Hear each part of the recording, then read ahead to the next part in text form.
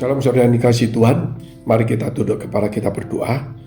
Bapa kami dalam surga, Bapa yang baik yang kami kenal di dalam nama Tuhan Yesus, sungguh kami mengucap syukur kepada Tuhan. Jikalau hari ini kami boleh kembali datang ke hadirat Tuhan, kiranya Engkau mengampuni segala dosa salah kami, memberi kekuatan dan kemenangan, ketenangan, kesegaran, pemulihan, dan penghiburan bagi kami semua yang membutuhkannya.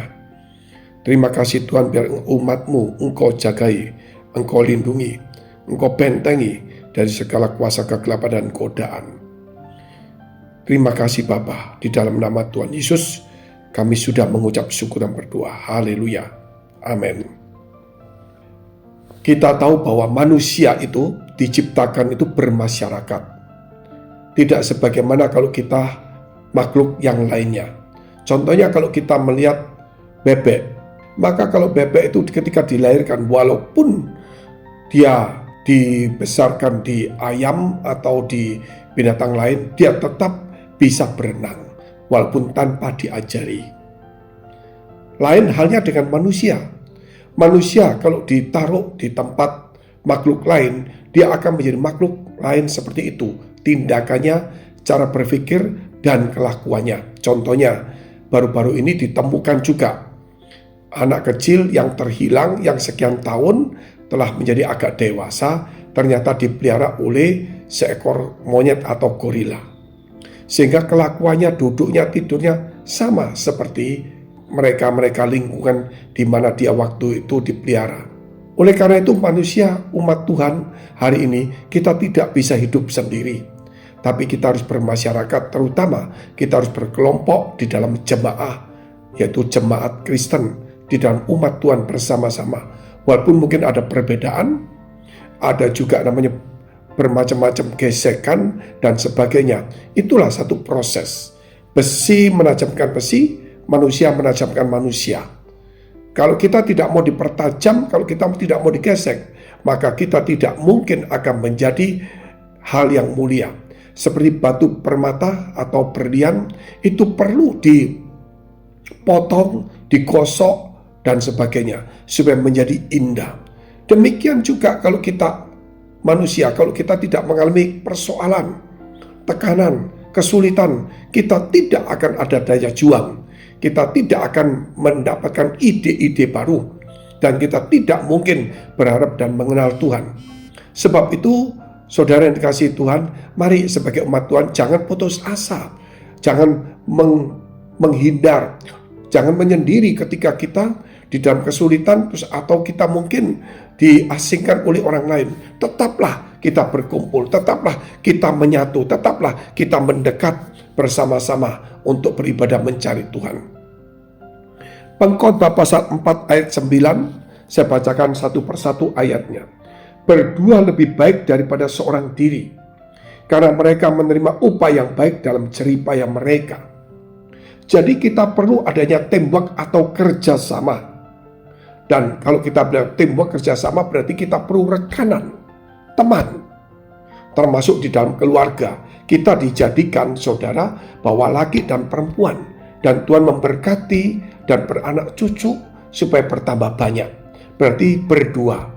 Tidak mungkin seorang diri kita bisa beranak cucu, tetapi kita akan berdua mendidik dengan culture, dengan perbedaan pandangan yang mungkin berbeda. Karena laki dan perempuan tentu ada perbedaan. Demikian juga kalau kita melihat bagaimana Yesus mengutus murid-murid itu berdua-dua. Kenapa harus berdua-dua? Jikalau satu yang jatuh, maka yang satu menolong. Jika satu yang lemah, satu menguatkan.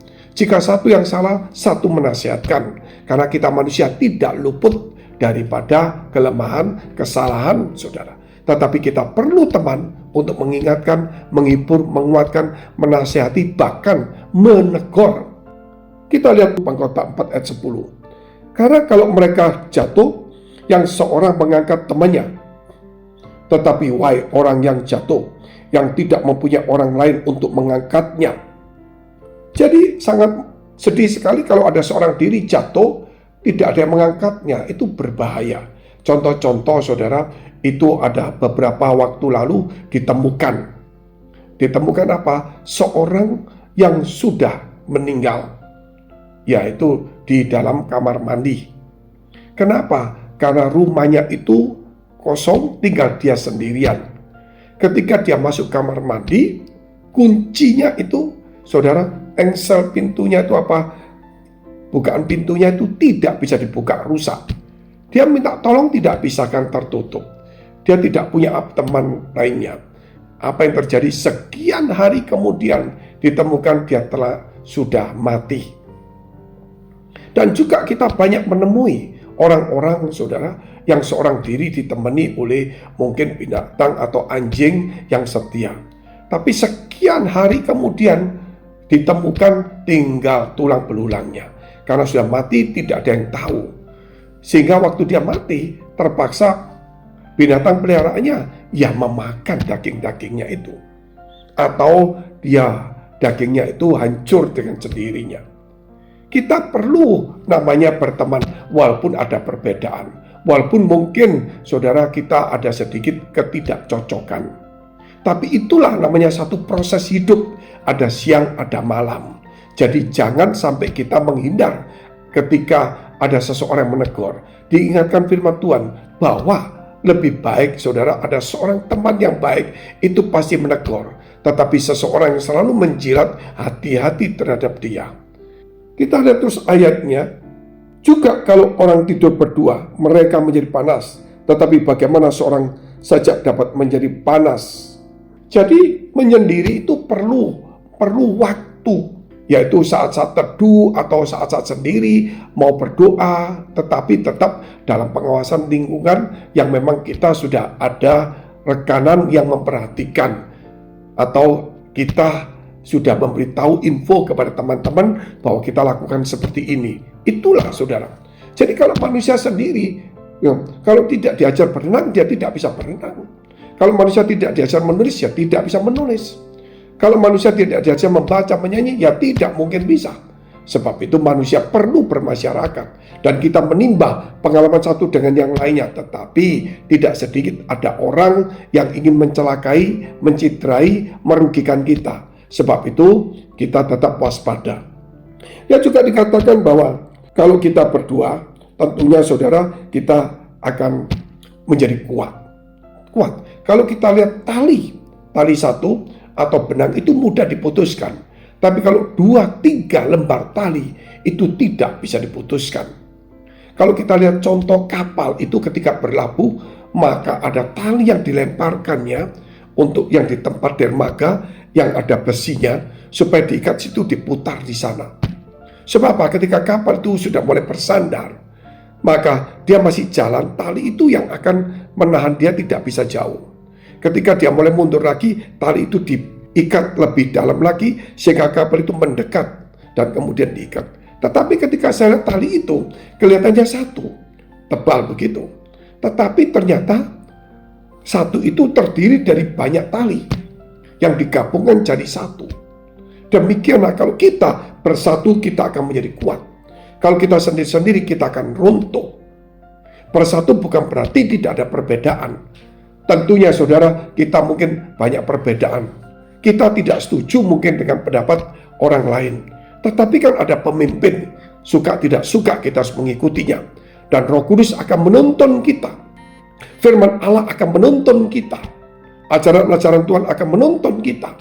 Dan tentunya kalau kita melihat bahwa kita perlu bersatu itu, supaya kita, saudara, walaupun tidak setuju, tapi tetap mendukung. Ingat doa Yesus di dalam Yohanes 17. Dia berdoa 3 kali supaya umat Tuhan bersatu.